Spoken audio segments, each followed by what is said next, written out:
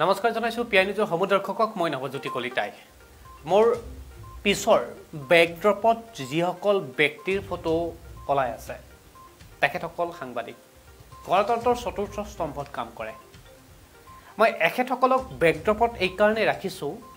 আপোনালোকে এই খবৰটো শুনাৰ পিছত এবাৰ ভাবিবলৈ চিন্তা কৰিব যে অসম চৰকাৰে হোম কোৱাৰেণ্টাইনত থকা ব্যক্তিসকলক কেনেধৰণে ব্যৱহাৰ কৰে খুদ সাংবাদিকসকলৰ জীৱনৰ নিৰাপত্তা নোহোৱা হৈ পৰিছে যদি অসম চৰকাৰে শেহতীয়াভাৱে 50 লাখ টকা পৰ্যন্ত জীৱন বীমাৰ কথা কৈছে কিন্তু এই সকল সাংবাদিক যিসকল সাংবাদিক মোৰ পিছৰ বেকড্ৰপত এতিয়াও আহি আছে এওঁলোকৰ পৰিচয়সমূহ মই আপোনালোকক কৰাই দিম এখেতসকলে 28 এপ্ৰিলৰ দিনাখন মানিকপুৰৰ এটা কোভিড-19ৰ এটা খবৰ ল'ব গৈছিল আৰু খবৰ লোৱাৰ পিছত তেখেতসকলৰ বঙাইগাঁও জিলা উপায়ুক্ত ডক্টৰ লক্ষ্মীপ্ৰিয়াই তেখেতক হোম কোৱাৰেণ্টাইনৰ কথা কৈছিল সেই মৰ্মে তেখেতসকলে হোম কোৱাৰেণ্টাইনত আছিল কিন্তু দুখৰ বিষয় সেই 7 গৰাকীকৈ সাংবাদিকো কিন্তু এটা দিনতো আজিলৈকে জিলা উপায়ুক্ত গৰাকীয়ে কোনো ধৰণৰ ফোন কল কৰা নাই কেৱল 28 এপ্ৰিলত যেতিয়া হোম কোৱাৰেণ্টাইন কৰিব লগা হৈছিল সেই সময়ত একমাত্ৰ বাতৰিটো প্ৰকাশ হোৱাৰ পিছত খবৰ কৰিছিল তাৰ পিছত তেখেতসকলে কেনে ধৰণে ঘৰত আছে নে নাই তেখেতসকলৰ স্বাস্থ্যৰ বুজ লোৱা নাই আৰু দুখৰ বিষয় যেতিয়া এই 7 গৰাকী সাংবাদিকৰ ভিতৰতে 2-3 গৰাকী সাংবাদিকৰ বিভিন্ন ধৰণৰ ৰোগত আক্ৰান্ত আছিল বিশেষভাৱে ডায়াবেটিছত তেখেতসকলে এই কেইদিন বিগত কেইটা দিনত এটা মেডিচিন পৰ্যন্ত খাব পৰা নাই ডায়াবেটিছৰ সাংবাদিকসকলে বিভিন্ন ধৰণৰ ক্ষোভ প্ৰকাশ কৰিছে কি প্ৰকাশ কৰিছে মই আপোনালোকক দেখাই লম তাৰ প্ৰাক মুহূৰ্তত কওঁ যে যিখন সংবাদমেল আজি মন্ত্ৰী হিমন্ত বিশ্ব শৰ্মাই ডাঙৰীয়াই সম্বোধন কৰি ইতিমধ্যে ৰাজ্যৰ সহযোগিতা বিচাৰিছে আৰু ইতিমধ্যে তেখেতে জনাইছে প্ৰায় 2700 ব্যক্তি হোম কোৱাৰেণ্টাইন হৈ আছে অসমত এই 2700 ব্যক্তি এতিয়া কোৱাৰেণ্টাইন কেনেধৰণে চলিছে এটা ডাঙৰ প্ৰশ্ন মই প্ৰথমতে মই আমাৰ সাংবাদিকসকলৰ যি 7জন সাংবাদিকে এতিয়া হোম কোৱাৰেণ্টাইনত থকাৰ পিছত এই মুহূৰ্তলৈকে কোনো ধৰণৰ সুবিধা নাপায় কেনেধৰণে আক্ষেপ কৰিছিল মই আপোনালোক দেখাই লওঁ হয় যোৱা 28 এপ্ৰিল তাৰিখত আমি মানিকপুৰ সাংবাদিক সন্থাৰ 7জনকৈ সাংবাদিকে বঙাইগাঁও জিলাৰ মানিকপুৰৰ হালমাৰাত যেটো কোভিড-19 পজিটিভৰ নিউজ সংগ্ৰহ কৰিবলৈ গৈছিলোঁ নিউজ সংগ্ৰহ কৰিবলৈ যাওঁতে আমি গ্লোভছ মাস্ক আদি পৰিধান কৰি গৈছিলোঁ মানিকপুৰ স্বাস্থ্য কেন্দ্ৰৰ পৰা আমি বস্তুখিনি লৈছিলোঁ আমি হালমাৰাত গৈ যেতিয়া এই নিউজটো সংগ্ৰহ কৰিছিলোঁ সংগ্ৰহ কৰাৰ পিছত মোটামুটি আবেলি 3 মান বজাত আমি নিউজটো পৰিৱেশন কৰিছিলোঁ আৰু নিউজ পৰিৱেশন কৰাৰ পিছতেই বঙাইগাঁও জিলা উপায়ুক্ত মহোদয়াই আমাক যিখিনি সাংবাদিক আমি এই বাতৰিটো সংগ্ৰহ কৰিছিলোঁ সেই 7 গৰাকীকৈ সাংবাদিকক হোম কোৱাৰেণ্টাইনত থকাৰ নিৰ্দেশ দিয়ে বাইদেৱে আমাক ফোন যোগে হোম কোৱাৰেণ্টাইনত থকাৰ নিৰ্দেশ দিয়ে গতিকে বাইদেউৰ নিৰ্দেশ মতেই আমি যদিও বাতৰিটো ডিষ্টেন্স মেইনটেইন কৰি সংগ্ৰহ কৰিছিলোঁ তথাপিতো বাইদেউৰ নিৰ্দেশ মতে আমি 7জনকৈ সাংবাদিকে হোম কোৱাৰেণ্টাইনৰ নিৰ্দেশ পালন কৰোঁ কিন্তু আশ্চৰ্যজনক কথা হ'ল যে এই 14 দিন সময়ত কোনো এজন বিষয় কৰ্মচাৰী বা স্বাস্থ্য বিভাগৰ মানুহে সাংবাদিকসকলৰ খবৰ নললে নিয়মমতে স্বাস্থ্য বিভাগৰ মানুহখিনিয়ে সাংবাদিকসকলৰ খবৰ ল'ব লাগিছিল বা সিহঁতক পৰ্যবেক্ষণত ৰাখিব লাগিছিল কিন্তু তেনেকুৱা একো কৰিবলৈ দেখা পোৱা নগ'ল আনকি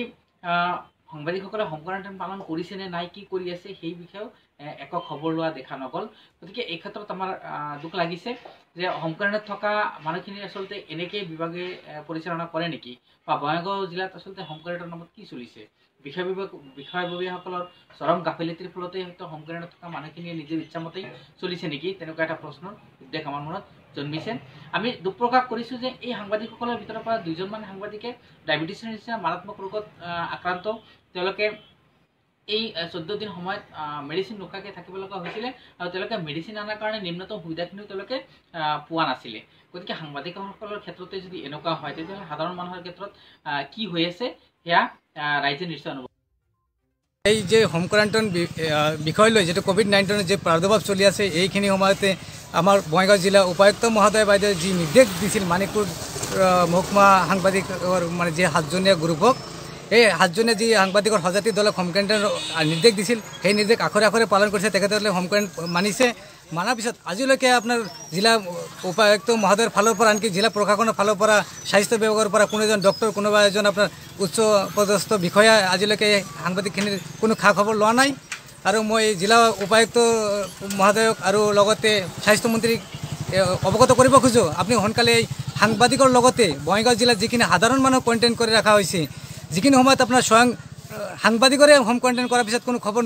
লোৱাৰ মানে পৰিলক্ষিত হোৱা নাই, সেইখিনি সময়ত সাধাৰণ ৰাইজৰ কেনেকৈ হৈ আছে এইটো আমাৰ বহুত সন্দেহ হয়। মই মানাজবেলি বিকাশ মঞ্চৰ পৰা এইটো চৰকাৰক আহ্বান জনাওঁ, আপোনালোকে মানে যিখিনি মানুহ হোম কোৱাৰেণ্টাইন কৰে ইহঁতৰ নিত্য প্ৰয়োজনীয় যি বস্তু আছে খোৱা বোৱাৰ পৰা আৰম্ভ কৰি ঔষধ পাতি কমচে কম সিহঁতক খবৰ লওক আৰু যাৰ যি দৰকাৰ আছে যোগান ধৰক। এই যে হোম কোৱাৰেণ্টাইন বিষয় লৈ যেটো কোভিড-19 যে প্ৰাদুৰ্ভাৱ চলি আছে এইখিনি সময়তে আমাৰ বঙাইগাঁও জিলা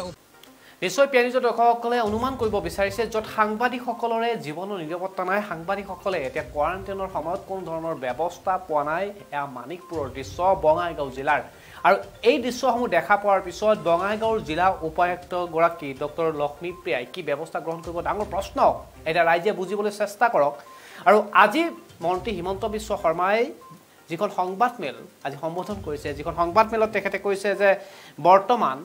কোভিড-19ৰ বিৰুদ্ধে যুঁজ দিব লাগিলে আমি সকলোৰে সহযোগিতা লাগিব, নিশ্চয় সহযোগিতা লাগিব। আৰু শেহতীয়াভাৱে তেখেতে কোৱা মতে যিবিলাক ৭৫ ঊৰ্ধৰ ব্যক্তি তেখেতসকলক ঘৰলৈকে প্ৰেৰণ কৰিব হোম কোৱাৰেণ্টাইনৰ বাবে। 10 বছৰৰ তলৰ ল'ৰা ছোৱালীবিলাকক হোম কোৱাৰেণ্টাইন কৰা হ'ব। তাৰ উপৰিও গৰ্ভৱতী মহিলাসকলক বহিৰাজ্যৰ পৰা যিসকল ব্যক্তি এতিয়া অসমত প্ৰৱেশ কৰিব তেওঁলোকৰ কথা কৈ আছোঁ, তেওঁলোকৰ গৰ্ভৱতী মহিলাসকলেও এতিয়া ঘৰতেই কোৱাৰেণ্টাইন হ'ব লাগিব। এতিয়া ডাঙৰ প্ৰশ্নটো হৈছে যে বহিৰাজ্যৰ পৰা অহা ব্যক্তিসকলক হোম কোৱাৰেণ্টাইন কৰাৰ ক্ষেত্ৰত হিমন্ত বিশ্ব শৰ্মা ডাঙৰীয়াই কোৱাৰ দৰেই জিলা প্ৰশাসনসমূহ সাজুনে নে অসমৰ স্বাস্থ্যমন্ত্ৰী হিমন্ত বিশ্ব শৰ্মাই কষ্ট কৰি থাকিলেও জিলা বিষয়াসমূহে তেখেতৰ কষ্টৰ মূল্য বুজি নাপায়। মই আজিৰ সংবাদমেলখনত মন্ত্ৰী হিমন্ত বিশ্ব শৰ্মাই কেনেধৰণে কৈছিল যে হোম কোৱাৰেণ্টাইন প্ৰসংগত যি ৮০ ঊৰ্ধৰ ক্ষমা কৰিব ৭৫ ঊৰ্ধৰ 10 বছৰৰ তলৰ আৰু গৰ্ভৱতী মহিলাসকলক কেনেধৰণে হোম কোৱাৰেণ্টাইন কৰিব, কেনেধৰণে কৈছিলে সংবাদমেলখনক মই আপোনালোকক দেখাই লৈছোঁ। উইথ দ্য এক্সেপশ্যন যদি কোনোবা এগৰাকী মানুহ ৭৫ বছৰৰ ওপৰ হয় তেওঁক আমি পোনে পোনে ঘৰলৈকে যাব দিম। কোনোবা যদি গৰ্ভৱতী মহিলা হয় তেওঁ পোনে পোনে ঘৰত যাব পাৰিব।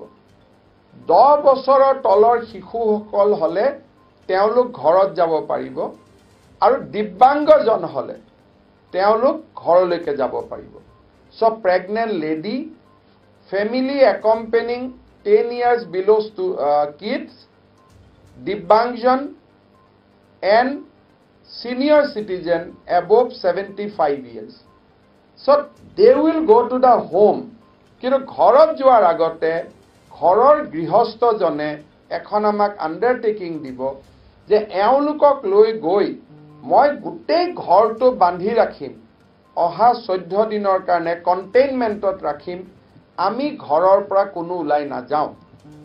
আৰু জিলা প্ৰশাসনসমূহে সেই ঘৰসমূহলৈকে একৰ্ডিং টু দ্য নেচেচিটি 14 দিনৰ খোৱা বস্তু যোগান ধৰিব।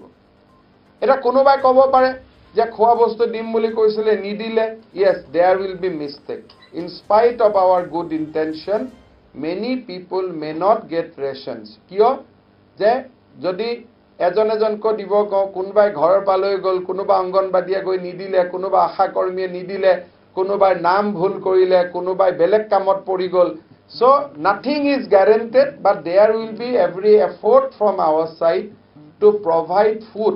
For that 14 days for the entire family. So' this is one step.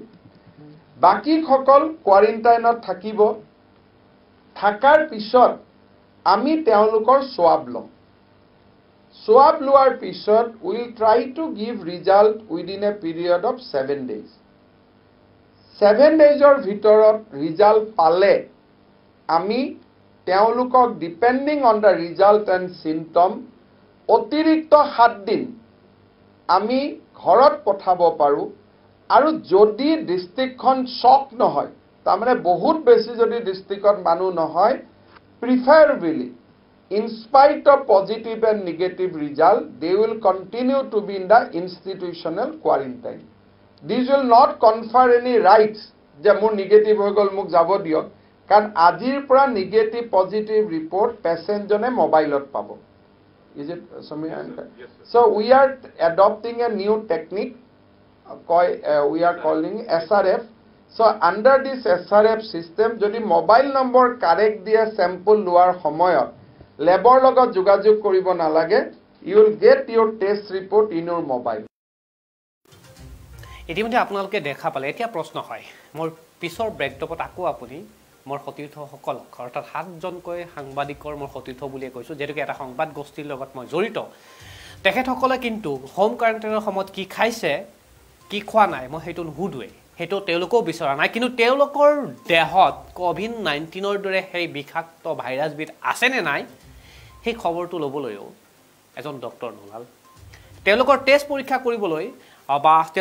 তেওঁলোকে কোৱাৰেণ্টাইন কৰিছে নে নাই এই কথা জানিবলৈ জিলা প্ৰশাসন বা কোনো ধৰণৰ ব্যক্তি কোনো ধৰণৰ সচেতন হোৱা দেখা পোৱা নগ'ল যাৰ ফলস্বৰূপে আপোনালোকক ইতিমধ্যে মই শুনালোৱে এতিয়া প্ৰশ্নটো হয় মন্ত্ৰী হিমন্ত বিশ্ব শৰ্মা ডাঙৰীয়াই কোৱাৰ দৰে ৭৫ৰ ঊৰ্ধৰ 10 বছৰৰ তলৰ আৰু গৰ্ভৱতী মহিলাসকল যি বহিৰাজ্যৰ পৰা আহিব তেখেতসকলে যেতিয়া নিজৰ ঘৰত হোম কোৱাৰেণ্টাইন হ'ব তেখেতে কোৱাৰ দৰেই জিলা প্ৰশাসনিক বিষয়াসকলে এই ক্ষেত্ৰত সচেতন হ'ব বুলি কৈছে কিন্তু সচেতন প্ৰকৃতত হ'বনে এটা ডাঙৰ প্ৰশ্ন ৰাজ্য চৰকাৰে কিমান গুৰুত্ব সহকাৰে লয় হোম কোৱাৰেণ্টাইনৰ বিষয়টোত নে কৰোনাক লৈ এটা ৰাজনীতি হৈ আছে সেইটো এটা ডাঙৰ প্ৰশ্ন সেই সকলো প্ৰশ্নৰ উত্তৰ মই ৰাইজৰ ওচৰত এৰিছোঁ আজি মন্ত্ৰী হিমন্ত বিশ্ব শৰ্মাৰ জ্ঞাতাৰ্থে এটা বাস্তৱ ভিত্তিক উদাহৰণ দিলটো এই খবৰৰ মাধ্যমেৰে আৰু আশা কৰোঁ যে বঙাইগাঁও জিলা উপায়ুক্তগৰাকীৰ বিৰুদ্ধে এই খবৰটো প্ৰচাৰ হোৱাৰ পিছত উপযুক্ত ব্যৱস্থা অসম চৰকাৰে গ্ৰহণ কৰিব কিয়নো এতিয়া সাংবাদিক বন্ধুসকলে যিটো সময়ত কোভিড-19ৰ বিৰুদ্ধে প্ৰতিটো খবৰ আপডেট দিয়াৰ বাবে আপোনাক মোক প্ৰতিটো খবৰ জনোৱাৰ বাবে জীৱন যোদ্ধা হিচাপে কাম কৰি আছে তেনে প্ৰেক্ষাপটত তেখেতসকলৰ হোম কোৱাৰেণ্টাইনৰ সময়তে কোনো ধৰণৰ ব্যৱস্থা মই খোৱালৰ কথা বাদেই দিছোঁ ডক্টৰৰ বা জিলা প্ৰশাসন বা উপায়ুক্তগৰাকীয়ে যি ধৰণে বা স্থানীয় প্ৰশাসনে যি ধৰণৰ ব্যৱস্থা গ্ৰহণ কৰিব লাগিছিল কোনো ধৰণে লোৱা নাই যাৰ ফলস্বৰূপে এই মুহূৰ্তলৈকে বাতৰি প্ৰস্তুত কৰা মুহূৰ্তলৈকে মই সতীৰ্থসকলৰ লগত যোগাযোগত আছিলোঁ তেওঁলোকে এতিয়াও ভয় খাই আছে তেওঁলোকৰ দেশত কোভিড-19 আছে নে নাই এই কথাটো স্পষ্টভাৱে কেৱল হোম কোৱাৰেণ্টাইন কৰি থাকিবলৈ দিয়ে সীমাবদ্ধ কৰিলে তাৰ পিছত কোনো ধৰণৰ ব্যৱস্থা গ্ৰহণ নকৰিলে এতিয়া ডাঙৰ প্ৰশ্নটো হ'ব মই আকৌ আনিব লাগিব আজি হিমন্ত বিশ্ব শৰ্মাই কোৱাৰ দৰেই যদি বহিৰাজ্যৰ পৰা অহা ব্যক্তিসকলৰ প্ৰায় ২৭০০ ব্যক্তি এতিয়া হোম কোৱাৰেণ্টাইনত থকা বুলি কৈছে তেখেতসকলৰ কেনেধৰণে ব্যৱস্থা গ্ৰহণ কৰিব ডাঙৰ প্ৰশ্ন আৰু মোবাইল ফোনৰ এপৰ কথা কৈছিলে SRF ছিষ্টেমৰ জৰিয়তে মোবাইল ফোনত আপোনাৰ মোৰ বা যিসকল কোৱাৰেণ্টাইনত থাকিব তেওঁলোকৰ টেষ্ট পৰীক্ষাটো তেওঁলোকৰ ব্লাড ৰিপৰ্টটো মোবাইল ফোনত সঠিক নাম্বাৰ দিলে উপলব্ধ হ'ব কিন্তু এতিয়ালৈকে এনেকুৱা ধৰণৰ ব্যৱস্থা হোৱা নাই যাৰ বাবে এই 7জন সতীৰ্থই সাংবাদিক বন্ধুসকলৰ গাত কোভিড-19 আছে নে নাই সেই খবৰটো সঠিক ৰূপত পোৱা নাই ইয়াৰ বিৰুদ্ধে কি ব্যৱস্থা গ্ৰহণ কৰিব জিলা প্ৰশাসন সেইটো হ'ব লক্ষণীয় আৰু বিশেষভাৱে অসম চৰকাৰে বঙাইগাঁও জিলা প্ৰশাসন আৰু উপায়ুক্তগৰাকীৰ বিৰুদ্ধে কি ব্যৱস্থা গ্ৰহণ কৰিব সেয়াও হ'ব লক্ষণীয় এই খবৰটো দি মই ষ্টুডিঅ'ৰ পৰা বিদায় মাগিছোঁ আৰু পুনৰবাৰ অসম চৰকাৰৰ স্বাস্থ্য মন্ত্ৰীক এটা অনুৰোধ জনাইছোঁ যে এই বাস্তৱ ভিত্তিক উদাহৰণটো অকণমান বিবেকেৰে আপোনালোকে চিন্তা চৰ্চা কৰক কেনেধৰণে ইয়াৰ সমস্যা সমাধান কৰিব পাৰি এই বিষয়ত আলোচনা কৰক